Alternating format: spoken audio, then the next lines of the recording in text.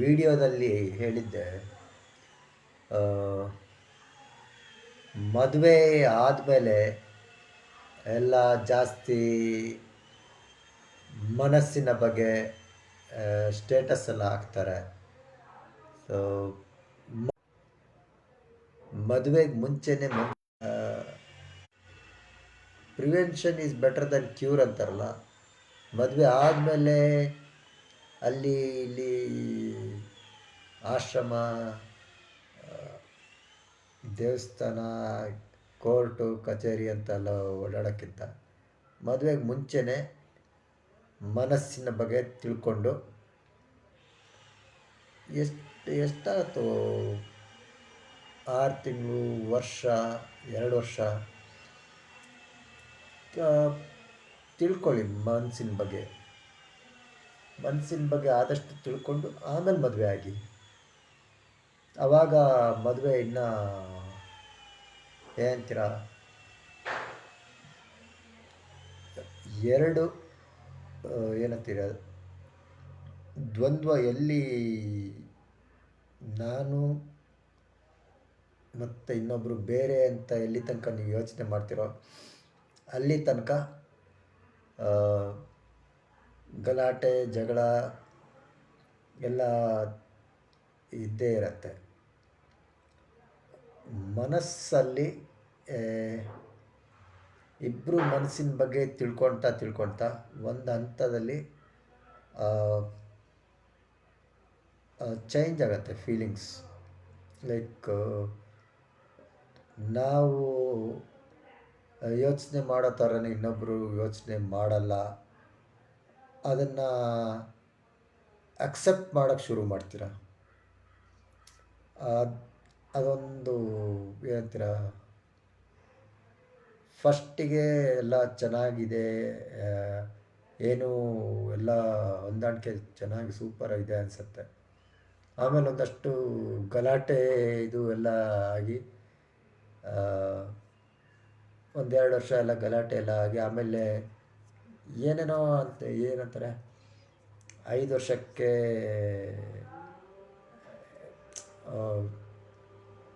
ಅನಿಸತ್ತೆ ಇವರಲ್ಲದೆ ಬೇರೆ ಯಾರನ್ನಾರಾಗಿದ್ರು ಖುಷಿಯಾಗಿರ್ಬೋದಿತ್ತು ಅಂತ, ಆ ಥರ ಎಲ್ಲ ಅನಿಸತ್ತೆ.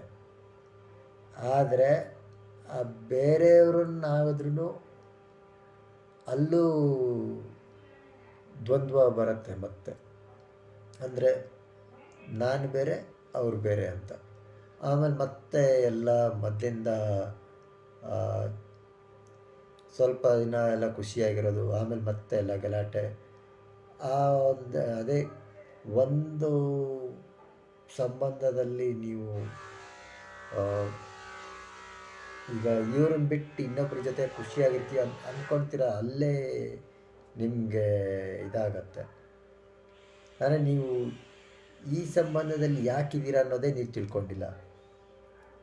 ಈ ಸಂಬಂಧ ಏನಕ್ಕೆ ಸರಿ ಹೋಗಲಿಲ್ಲ ಅದನ್ನು ತಿಳ್ಕೊಳ್ಳಿಲ್ಲ. ನೆಕ್ಸ್ಟು ಇನ್ನೊಂದು ಸಂಬಂಧಕ್ಕೆ ಹೋದರೆ ನಿಮ್ಮ ಮನಸ್ಥಿತಿ ಅದೇ ಇರುತ್ತೆ. ಸೊ ಹೊರಗಡೆ ಯಾರೂ ಬದಲಾಗಲ್ಲ. ಅದಕ್ಕೆ ನಾವು ನಮ್ಮ ಮನಸ್ಸಿನ ಬಗ್ಗೆ ತಿಳ್ಕೊಬೇಕು. ಆವಾಗ ಹೊರಗಡೆಯವರು ಸ್ವಲ್ಪ ಅಷ್ಟು ಹೊಂದಾಣಿಕೆ ಆಗಲಿಲ್ಲ ಅಂದರು, ಅದೊಂದು ಏನಂತೀರ, ಎಲ್ಲರೂ ಮನಸ್ಸು ಬೇರೆ ಬೇರೆ ಅಂತ ಅಕ್ಸೆಪ್ಟ್ ಮಾಡ್ಕೊಳೋ ಲೆವೆಲಿಗಾರು ನೀವು ನಿಮ್ಮ ಒಂದು ಯೋಚನೆಗಳು ಏನಂತೀರ, ಕ್ಲಾರಿಟಿ ನಿಮಗೊಂದು ಕ್ಲಾರಿಟಿ ಬಂದರೆ ನೀವು ಸಂಬಂಧನ ಬ್ಯಾಲೆನ್ಸ್ ಮಾಡ್ಕೊಂಡು ಹೋಗ್ತೀರ. ಇಲ್ಲ ಕ್ಲಾರಿಟಿ ಇಲ್ಲ ಅಂದರೆ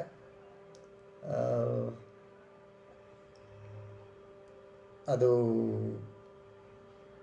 ಗಲಾಟೆ ನಿಲ್ಲದೇ ಇಲ್ಲ. ಏನಂತೀರ, ಮಾನಸಿಕ ಹಂತಕ್ಕೆ ಬರುತ್ತೆ. ಆ ಮಾನಸಿಕ ಹಂತ ಬಂದಾಗ ಅಲ್ಲಿ ಮಾನಸಿಕ ಹಂತಕ್ಕೆ ಬಂದಾಗ ಅಲ್ಲಿ ಏನೆಲ್ಲ ಡಿಫ್ರೆನ್ಸ್ ಇದೆ ಅಂತ ಅಲ್ಲಿ ಅವಾಗ ಡಿಫ್ರೆನ್ಸ್ಗಳ ಕಡೆನೇ ಗಮನ ಹೋಗುತ್ತೆ ಜಾಸ್ತಿ. ನಾನು ವೆಜಿಟೇರಿಯನ್ನು, ಅವ್ರು ನಾನ್ ವೆಜಿಟೇರಿಯನ್ನು. ನನಗೆ ಏನಿಷ್ಟ ಅವ್ರಿಗೆ ಅದು ಇಷ್ಟ ಇಲ್ಲ, ಅಂದರೆ ಡಿವೈಡ್ ಮಾಡ್ತಾ ಹೋಗುತ್ತೆ. ಆ ಇದರಲ್ಲೇ ಸಂಬಂಧನೂ ನಿಧಾನವಾಗಿ ಬೇರೆ ಆಗ್ತಾ ಹೋಗುತ್ತೆ. ಸೊ ದೇಹ ದೇಹ ಶಾಶ್ವತನ, ಮನಸ್ಸು ಶಾಶ್ವತನ? ದೇಹನೂ ಶಾಶ್ವತ ಅಲ್ಲ. ಮನಸ್ಸು ಬದಲಾಗ್ತಾನೆ ಇರುತ್ತೆ. ಸೊ ಏನು ಬದಲಾವಣೆಗಳಾಗ್ತದೆ, ಅದನ್ನು ಹೇಗೆ ಎಲ್ಲ ಬದಲಾವಣೆಗಳ ಮಧ್ಯ ಒಂದು ಸ್ಥಿರತೆ ಹೇಗೆ ಕಾಪಾಡ್ಕೊಬೇಕು ಅನ್ನೋದನ್ನು ಅಭ್ಯಾಸ ಮಾಡಬೇಕು. ಬದಲಾವಣೆಗಳ ಮಧ್ಯ ಒಂದು ಬ್ಯಾಲೆನ್ಸ್ ಹೇಗೆ ಬ್ಯಾಲೆನ್ಸ್ ಮಾಡ್ಕೊಂಡು ಹೋಗ್ಬೇಕು. ಅದಕ್ಕೆ ಪಾಸ್ಟನ್ನ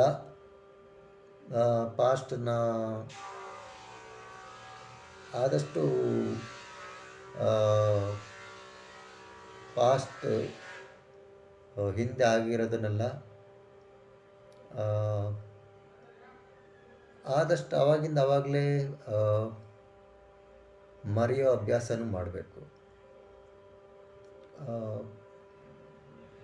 ಜಾಸ್ತಿ ಮುಂದೆನೂ ಯೋಚನೆ ಮಾಡಬಾರ್ದು, ಮತ್ತು ತೀರಾ ಹಿಂದೆನೂ ಯೋಚನೆ ಮಾಡಬಾರ್ದು. ಅದು ಅಭ್ಯಾಸ ಹೇಳಿದ್ರೆ ಇದಾಗಲ್ಲ, ಅಭ್ಯಾಸ ಮಾಡಬೇಕದು. ಅಭ್ಯಾಸದಿಂದ ನಾವು ಮನಸ್ಸಲ್ಲಿ ಒಳಗೆ ಹಿಂದೆ ವಿಡಿಯೋದಲ್ಲಿ ಹೇಳಿದ್ದೀನಿ, ಲೈಕ್ ಅನ್ನಮಯ ಕೋಶ, ಪ್ರಾಣಮಯ ಕೋಶ, ಮನೋಮಯ ಕೋಶ, ವಿಜ್ಞಾನಮಯ ಕೋಶ ಮತ್ತು ಆನಂದಮಯ ಕೋಶ ಅಂತ 5 ಎಲ್ಲ ಬೇರೆ ಬೇರೆ ಥರ ಇದ್ದಿದೆ ನಮ್ಮ ಒಳಗಡೆ.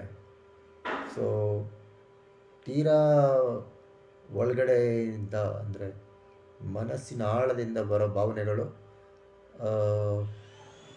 ಒಳ್ಳೆಯ ಭಾವನೆಗಳೇ, ಮನಸ್ಸಿನ ಆಳದಿಂದ ಬರೋದು. ಲೈಕ್ ಖುಷಿ, ನೆಮ್ಮದಿ, ಶಾಂತಿ,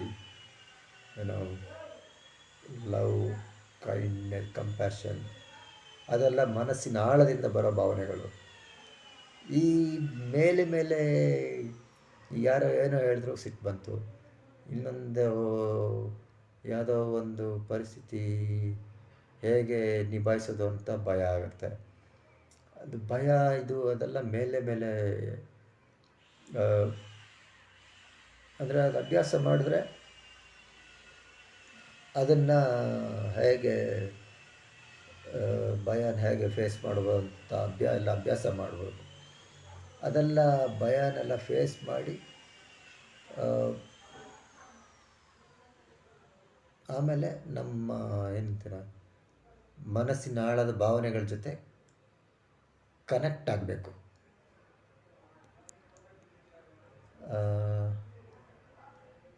ಒಂದು ಸಲ ನಾವು ಕನೆಕ್ಷನ್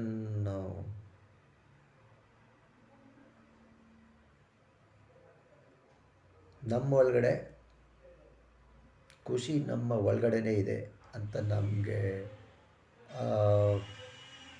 ಅನುಭವ ಆಯಿತು ಅಂದರೆ ಆಮೇಲೆ ಜಾಸ್ತಿ ಹೊರಗಡೆಯವರಿಂದ ಎಕ್ಸ್ಪೆಕ್ಟೇಷನ್ ಎಲ್ಲ ಏನು ಮಾಡಲ್ಲ.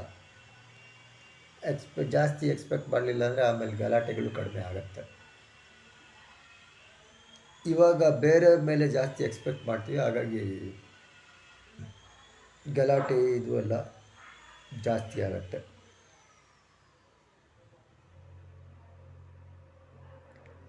ನಾನು ಈ ವಿಡಿಯೋದಲ್ಲಿ ನೀವು ಎಷ್ಟು ಸಲ ವಿಡಿಯೋ ಪ್ಲೇ ಮಾಡ್ಕೊಂಡು ನೋಡಿದ್ರು ನಾನು ಹೇಳಿದ ಮಾತುಗಳನ್ನು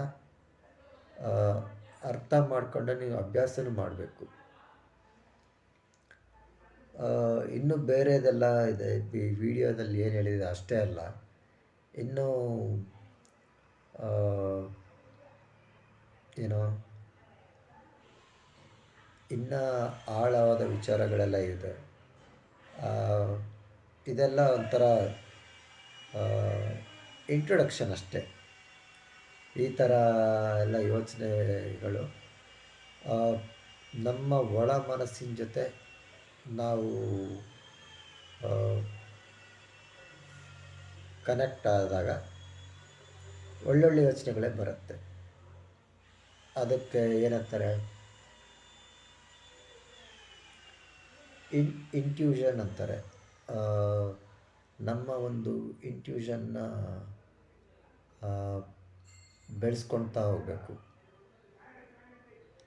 ಲೈಕ್ ನಂಗೆ ಇದು ಮಾಡಬೇಕು ಅನಿಸ್ತಾ ಇದೆ, ನನಗೆ ಇದು ಮಾಡಬೇಕು ಅನಿಸ್ತಾ ಇದೆ ಅಂತ ಅನಿಸ್ತಾ ಇರುತ್ತಲ್ಲ, ನಿಮಗೆ ಅನಿಸ್ತಾ ಇರೋದನ್ನು ನೀವು ಗಮನ ಕೊಡಬೇಕು. ಏನಕ್ಕೆ ಇದು ಅನಿಸ್ತಾ ಇದೆ, ಇದನ್ನು ಮಾಡಲಿಲ್ಲ ಅಂದರೆ ಮತ್ತೆ ಮತ್ತೆ ಅದೇ ಯೋಚನೆ ಬರುತ್ತಲ್ಲ, ಏನಕ್ಕೆ ಅಂತ ನೀವು ಕಾದು ಗಮನ ಕೊಟ್ಟು ನೋಡಬೇಕು. ಅದರೆಲ್ಲ ನಿರಂತರ ಅಭ್ಯಾಸ ಮಾಡ್ತಾ ಇಂಟ್ಯೂಷನ್ನ ಬೆಳೆಸ್ಕೊಬೇಕು.